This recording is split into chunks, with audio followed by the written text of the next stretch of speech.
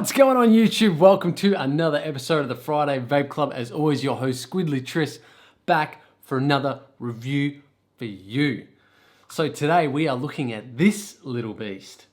This, believe it or not, is a dual 21700 regulated device.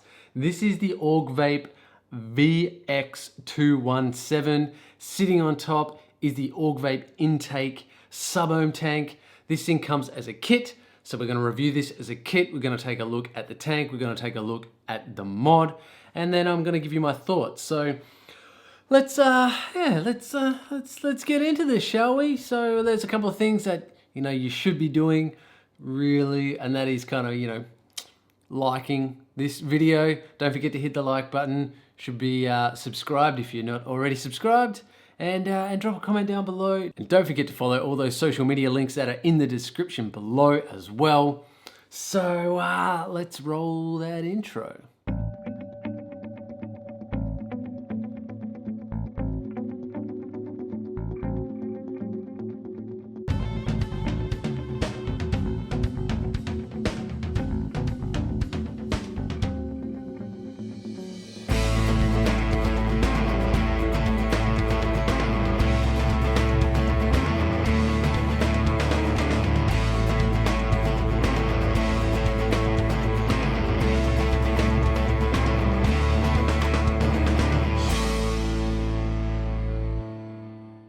Alrighty, here we have a closer look at this VX217 kit by Augvape.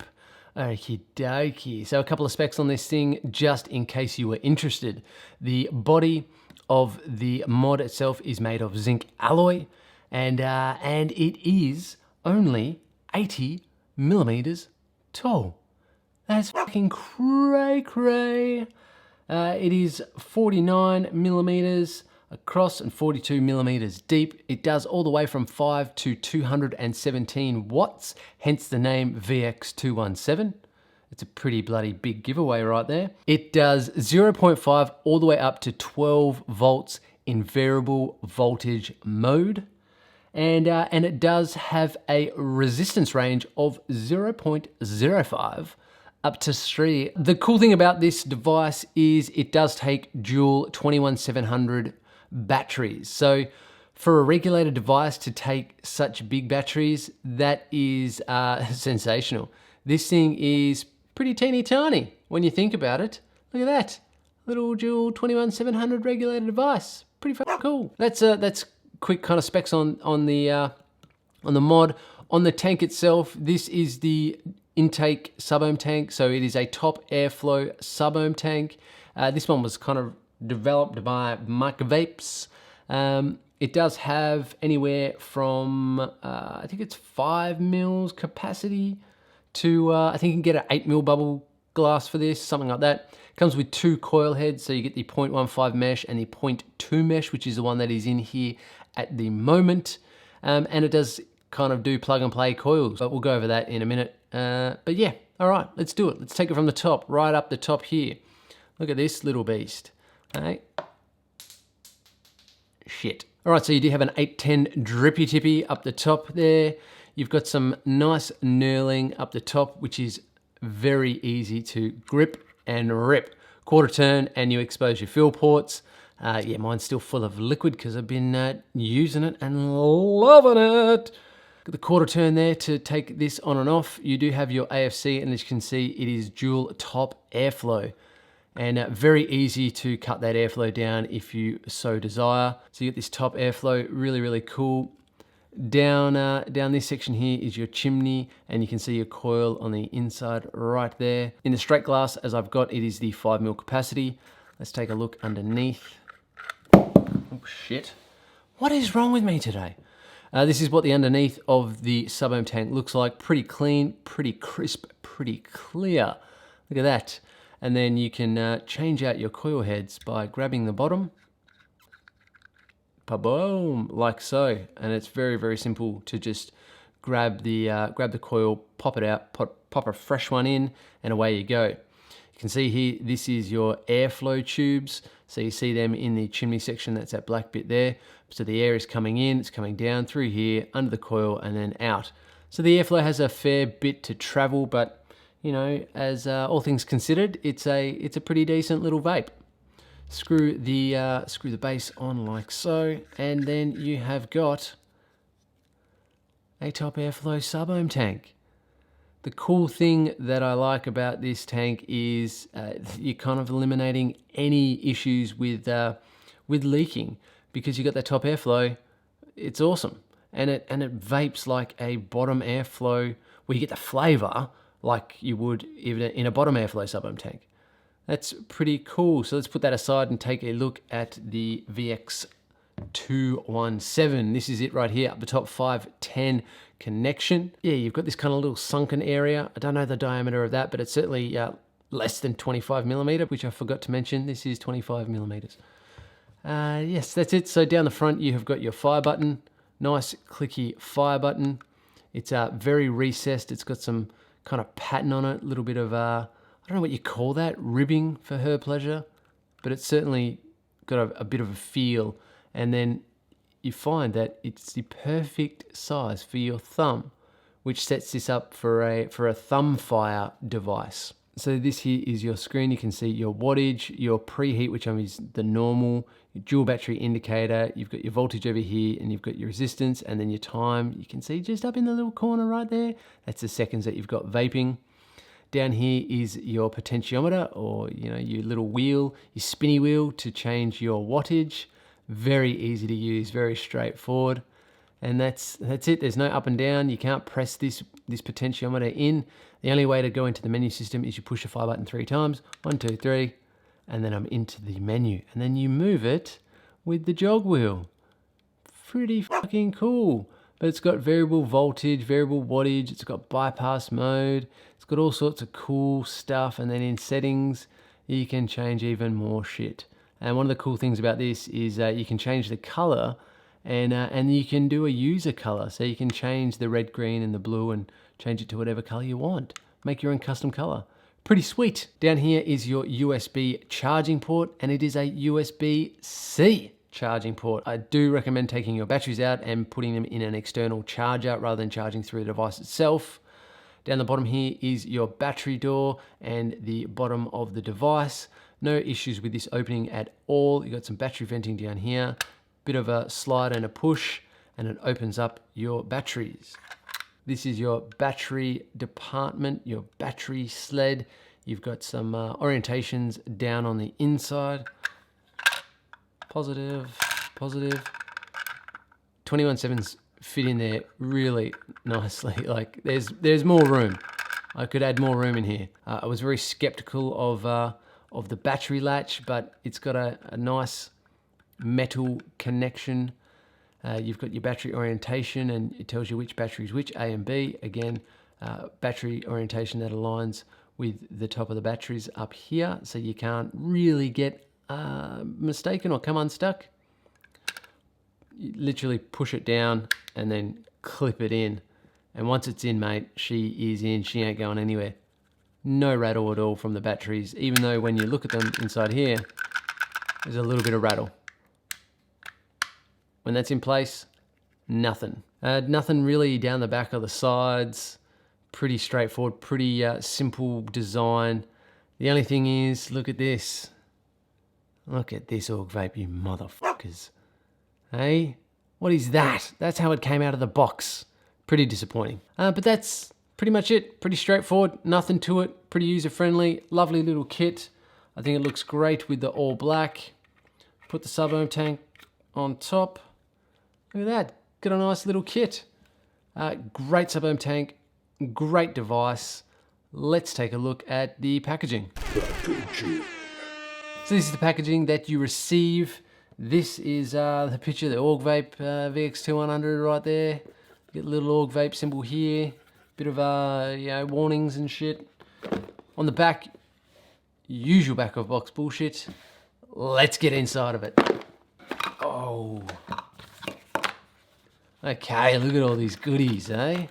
What do we get? We get, inside the packaging, you will receive an Augvape user manual, set of the old battery sleeves for your 18650s, so you can run it in 18650s well, with 18650s, not in 18650s. Get a warranty card. You get a bubble glass and yeah. No one likes a bubble glass. And you get another box full of goodies. Oh, a USB charging cable in there, 3 teeny tiny O-rings, and a coil. Look at that. You get a spare coil.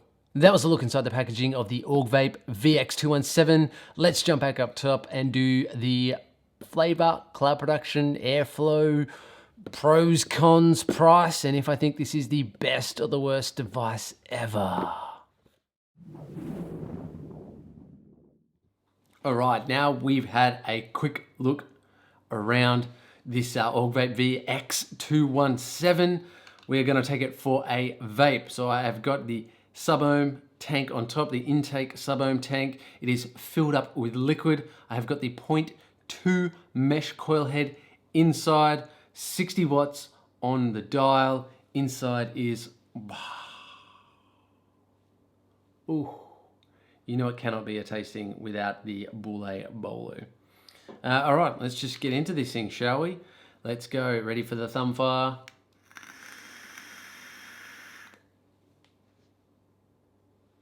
Oh shit.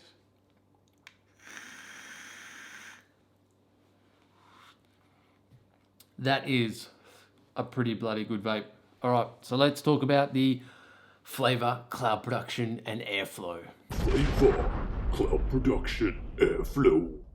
Flavour off the sub-ohm tank, off the intake sub-ohm tank is amazing. It is absolutely spot on. This is probably the best flavour I've ever had out of a sub-ohm tank. And the thing that baffles my mind is that it is a top airflow sub-ohm tank. So usually, you know, you get that really good undercoil airflow. You get that from, you know, most RDAs and most sub-ohm tanks and stuff like that. But to produce a top airflow sub-ohm tank with as good flavour as this, that is crazy. I give it a solid like 9.5 out of 10 for flavour. So that's for a sub-ohm tank. Let's not get that confused with like RDAs and RTAs. The airflow, I was expecting it to be a lot more turbulent than what it is. There's a slight little bit of turbulence. It's not the smoothest airflow that you're gonna get, and that's probably because the airflow is having to travel such a long path through, down, under, and out. So you are going to expect a little bit of turbulence with all the right angles that the airflow has to travel. So that's kind of to be expected. And the cloud production, as you saw, it produces pretty decent clouds for a sub-ohm tank. It's pretty good. I'm very, very impressed. So let's talk about the pros and the cons. This little device is just brimming with pros. So first of all, that flavor is amazing. Second of all, you get plug and play coils with the sub-ohm tank. Third, this fits 21700 batteries. This has got to be the smallest 21700 regulator device on the market. That is cool. Fourth, this thing is ergonomic as fuck. It doesn't look it, but the way it's set up in your hand with the thumb fire and the way that the button kind of nestles your little thumb right in there, amazing, awesome. Curved, fits in your hand perfectly. I don't have pretty big hands. My hands, I would say, are average, like my penis. So yeah, it fits in there pretty snugly. I like it. Fifth pro, love the knob. Love the knob. Better than up and down buttons. A nice little potentiometer. Love it. And it's got this satisfying little noise. I find myself just flicking it with my thumb when the mod's off, and kind of like a little fidget spinner. I don't know why I like it. I just like it. Fifth pro for this is just how user-friendly this interface is. 3 clicks of the button, 1, 2, 3, and then I'm into the sub menu, and then I just use the scrolling wheel to scroll what I want. So that's pretty cool. It's got all the features that you would ever want. It's also got like a user color interface. So if you don't like the preset colors, you can change it to whatever color you want. You can adjust the red and the green and the blue and make your own custom color. That's cool. It's just I'm such a simple person. It's those little things that really make mods, stand out to me. And just being able to make the color that I want is pretty cool. I like that. So yeah, like I said, it's just a really awesome little device. It's just riddled with pros. There are a couple of little cons, so let's talk about those now.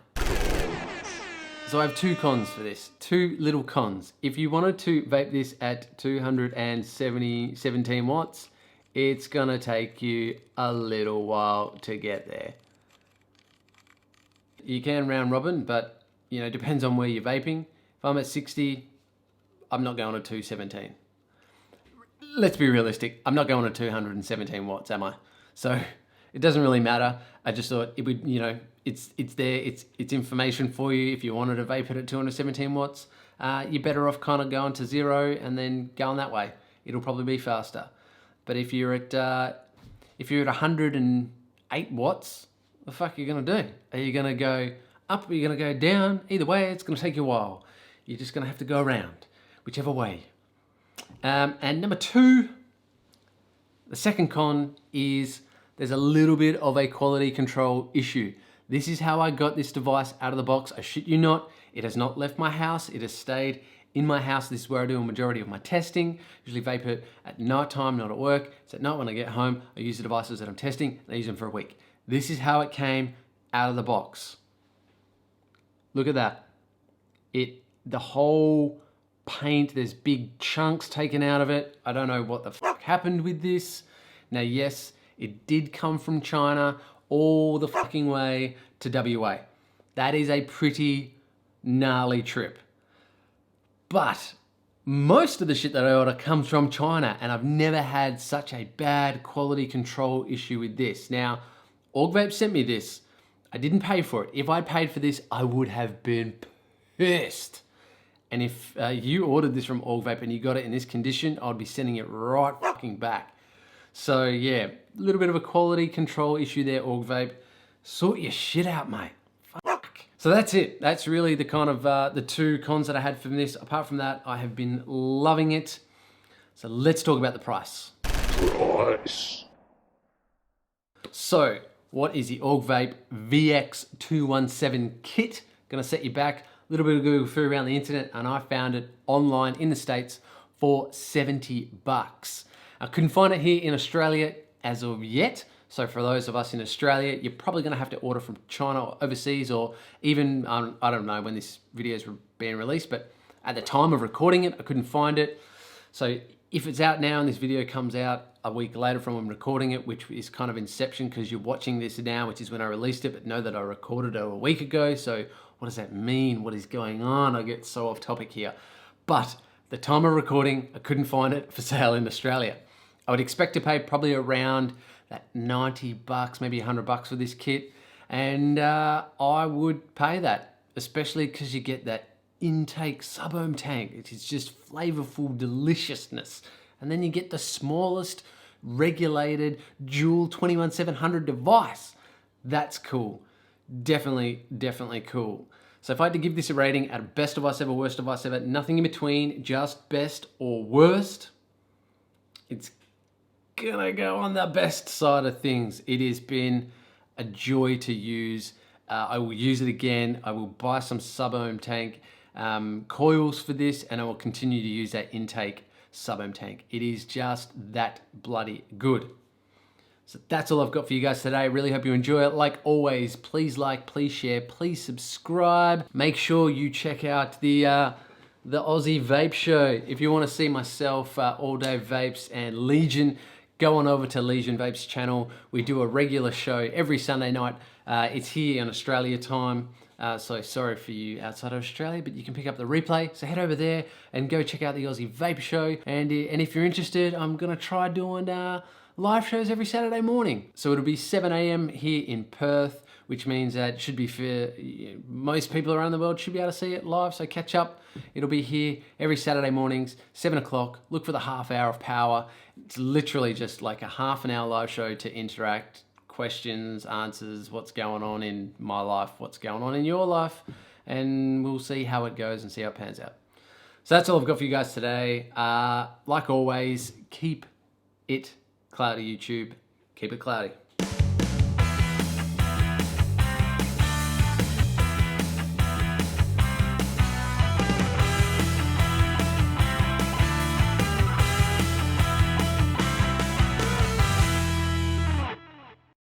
A Gutter Slut production.